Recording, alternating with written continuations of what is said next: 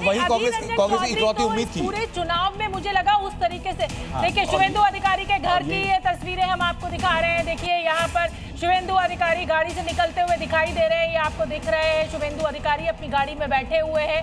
Media की लगातार कोशिश है शुभेंदु अधिकारी से बात की जा सके। अब दावे और वादों का समय ये बड़ा अन्याय होता है कि मीडिया को शुभेंदु अधिकारी अपने घर से निकल चुके हैं। ये विजुअल आप देख सकते हैं। सिक्योरिटी बहुत टाइट है और मीडिया यहाँ पर मौजूद है। शुभेंदु अधिकारी अपने घर से निकल रहे थे, उस समय वो फोन पर बात कर रहे थे और हम उनके ठीक पीछे पीछे जा रहे हैं। अभी आप देख सकते हैं सिक्योरिटी पूरी टाइट। तो भाई साहब की हार्दिक इस वक्त वहीं पर मौजूद हैं। हार्दिक आपको रिपोर्ट दिखा भी रहे थे और बता भी रहे थे कि शुभेंदु अधिकारी जब घर से निकले तो क्या वहां पर शुभेंदु अधिकारी का जो चुनाव क्षेत्र है, दोनों ही जगह से शुभेंदु अधिकारी बढ़त में दिखाई पड़ रहे हैं और अब तक 210 सीटों के रुझान सामने आ चुके हैं। टीएमसी की सेंचुरी भी पूरी हो चुकी है। रुझानों में टीएमसी 100 सीटों पर आगे है, 110 पर बीजेपी आगे है। पश्चिम बंगाल के अंदर सबसे दिलचस्प लड़ाई इस पूरे इलेक्शन कैंपेनिंग के दौरान जो लगातार दिखाई पड़ी, सबसे ज्यादा लोगों के अंदर कौतूहल भी वही था कि भाई बंगाल में क्या होने वाला है, क्या बंगाल में बदलाव होने वाला है।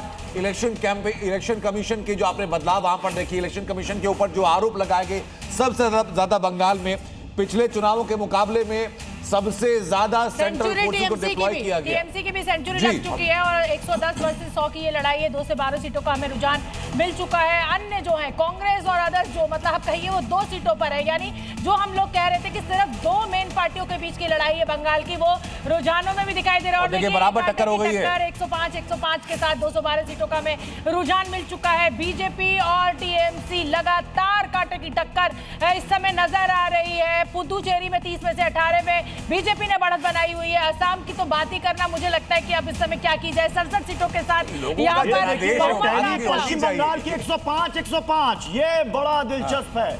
105 बिल्कुल बराबरी की लड़ाई इस वक्त पश्चिम बंगाल में देखने को मिल रही है।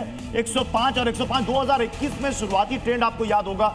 शुरुआत में थोड़ी देर के लिए बीजेपी ने जरूर बढ़त बनाई थी 2021 में रुझानों में, बाद में फिर कमबैक किया था टीएमसी ने और लगातार कांटे की टक्कर देखते देखते 200 के पार टीएमसी चली गई थी 2021 में। और ये 2026 है। यहां पर देखिए बीजेपी 105 और टीएमसी अब यह आंकड़ा देखिए तुरंत बदल गया।